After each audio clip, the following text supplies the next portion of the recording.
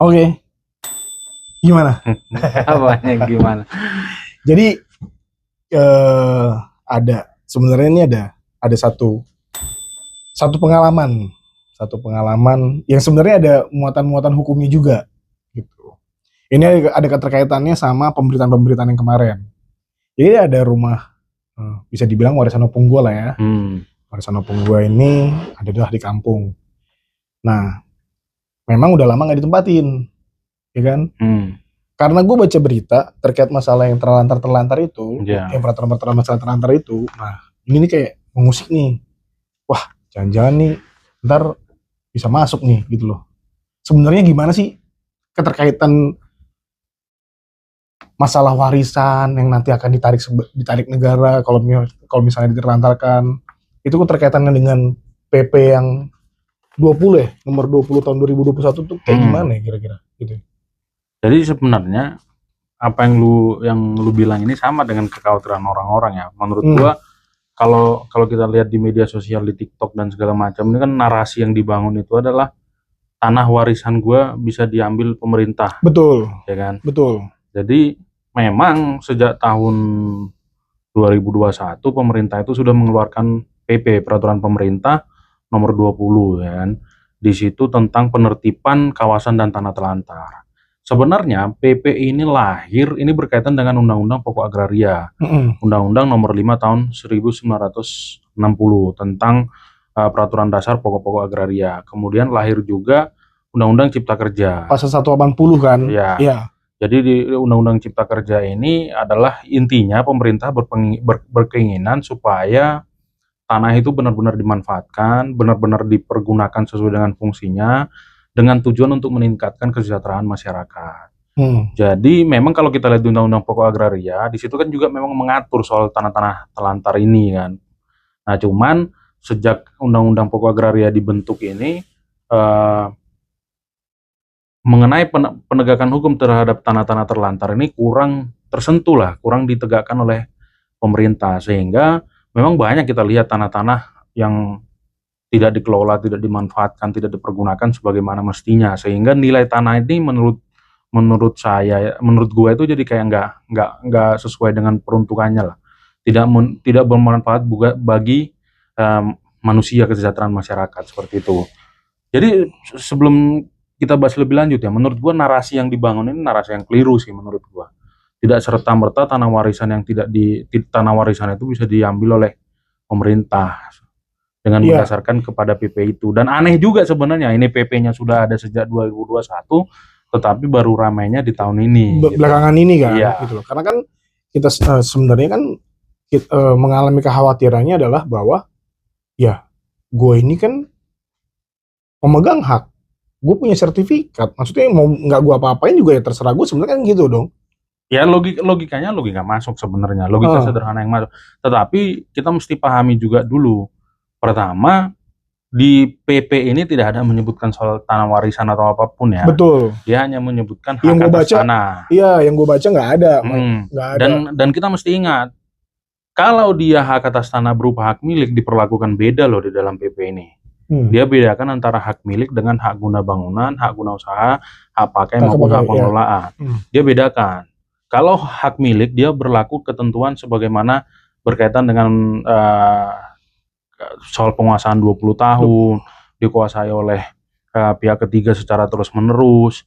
Dia berlakukan prinsip itu. Sedangkan kalau kayak HGB, hak pakai hak pengelolaan, dia batasi waktu, dia berikan waktu itu 2 tahun gitu loh. Jadi ada perlakuan yang berbeda. Jadi kalau semisal tadi yang Bro Martin bilang ya kan gue punya hak, iya kalau itu berlaku untuk hak milik.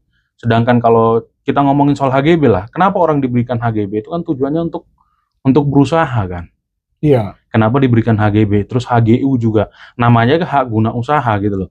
Artinya apa? Pemberian hak itu ada tujuan bisnis sebenarnya yang kenapa pemerintah memberikan hak itu kepada seseorang atau kepada suatu perseroan terbatas. Nah, ketika sudah diberikan hak untuk mengelola mengelola atau memanfaatkan atau mempergunakan suatu tanah, tetapi faktanya tidak dipergunakan sesuai dengan peruntukannya, ya memang hal yang logis juga ketika kemudian hak itu bisa dicabut seperti itu.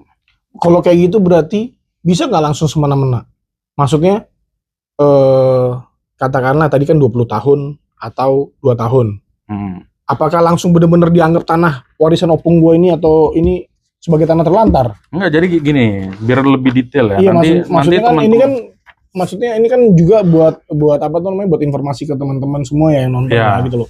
Karena takutnya nanti mereka beranggapan bahwa apa tuh namanya, wah nih karena udah ada aturan ini bisa tiba-tiba langsung diambil nih sama negara gitu oh loh. enggak Apakah ada begitu. tahapan-tahapannya? Ada tahapan-tahapan. Jadi nanti teman-teman ya, kalau membaca PP ini nanti teman-teman akan melihat kalau pasal 6 itu berbicara tentang kawasan Oke. Jadi Kawasan dibedakan. sama tanah terlantar. Ya, PP ini mengatur soal dua hal, kawasan terlantar dan tanah terlantar. Itu. Jadi kawasan terlantar itu kalau kita lihat di pasal 6 itu meliputi kawasan pertambangan, kawasan perkebunan, kawasan industri, kawasan pariwisata, kawasan perumahan pemukiman skala besar atau terpadu, dan kawasan lain yang pengusahaan, penggunaan dan atau pemanfaatannya didasarkan pada izin konsesi perizinan berusaha yang terkait dengan pemanfaatan tanah dan ruang. Gitu. Jadi kalau pasal 6 ini yang mengatur tentang kawasan ini menurut saya memang harus dibatasi karena kan tujuannya untuk bisnis. Betul. Untuk menghasilkan sesuatu, untuk meningkatkan kesejahteraan. Kalau dia selama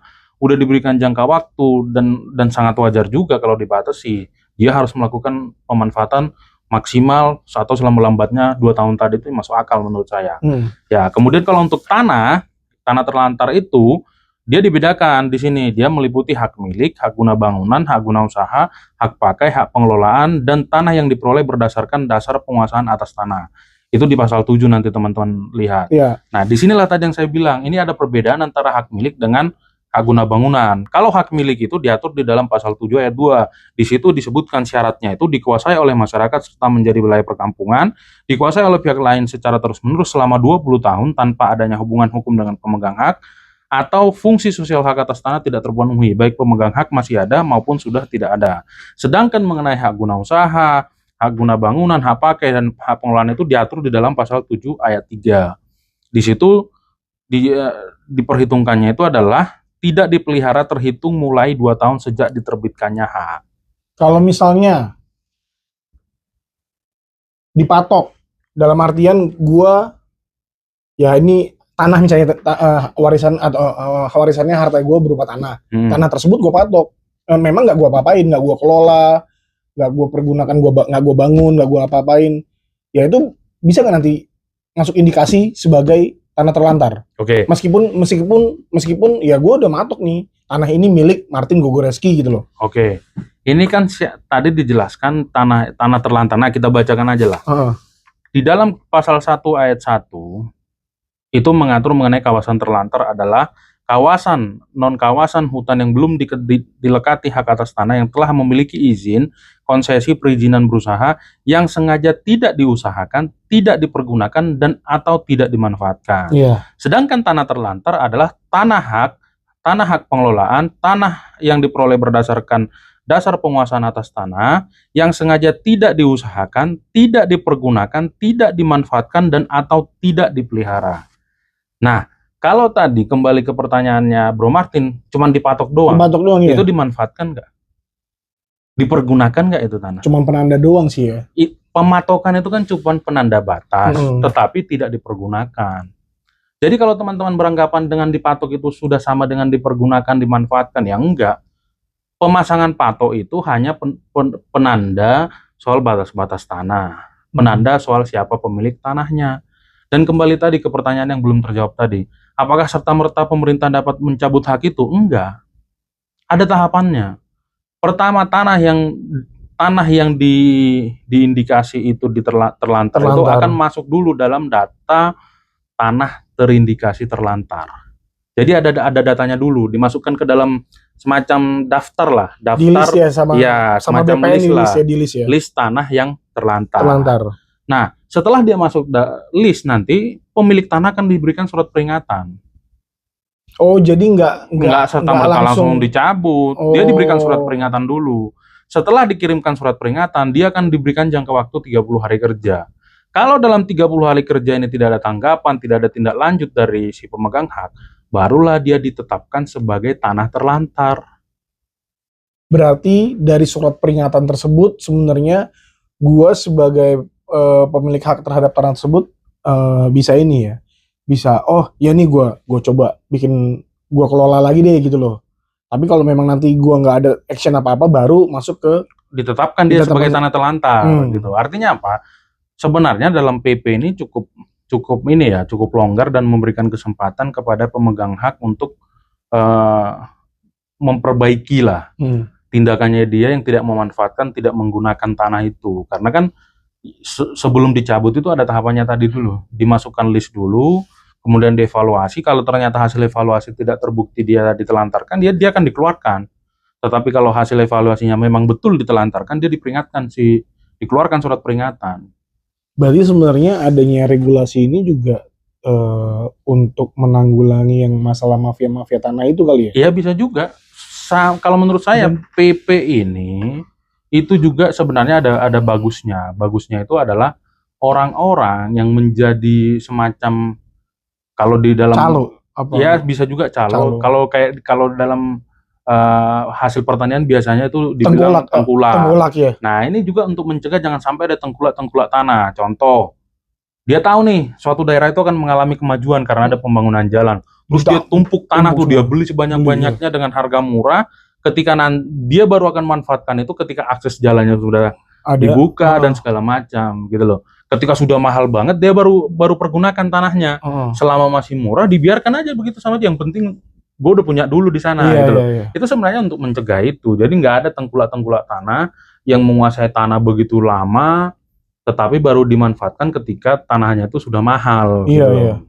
Itu sebenarnya. Dan sebenarnya tujuannya adalah supaya ya betul-betul itu membuka lapangan pekerjaan. Kalau tanah itu benar-benar dipergunakan, diusahakan, dibangun, otomatis kan dapat menyerap lapangan pekerjaan kan, membuka lapangan pekerjaan, menyerap tenaga kerja, ekonomi berputar, bertumbuh gitu loh. Benar-benar manfaatnya dari situ ya.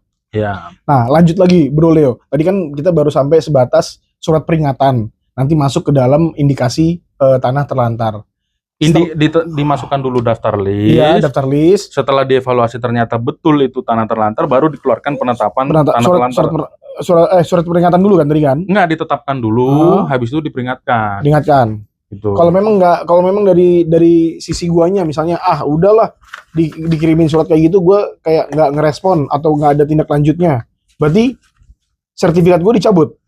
Ya nanti kan ada tindak lanjutnya. Setelah ditetapkan sebagai tanah terlantar, ya barulah selanjutnya itu akan dilakukan tahapan-tahapan pencabutan itu, haknya dicabut. Dan akhirnya nanti balik masuk ke dalam aset bank tanah milik negara gitu ya? Iya. Oh jadi sorry, nanti sedikit klarifikasi dulu ya, biar nggak salah. Jadi setelah masuk daftar list, dievaluasi, kemudian dikasih surat peringatan. Surat peringatan dulu. Kalau tidak diindahkan, baru dilakukan penetapan tanah terlantar. Gitu. Jadi tahapannya itu masuk list, ya. Dievaluasi, ya. Hasil evaluasi ini hasilnya bisa dia tanah terlantar, bisa tidak. Bisa. Kalau dia tidak tanah terlantar, dia dikeluarkan dari daftar list. Kalau dia tanah terlantar, dikeluarkan surat peringatan kepada pemegang hak. Nah, ada jangka waktunya. Surat peringatan itu ada 30 hari kerja yang diberikan kesempatan kepada si pemegang hak. Kalau dalam 30 hari kerja ini tidak ada tanggapan, tidak ada tindakan apapun, baru dia ditetapkan sebagai tanah terlantar. Baru habis itu bisa dicabut.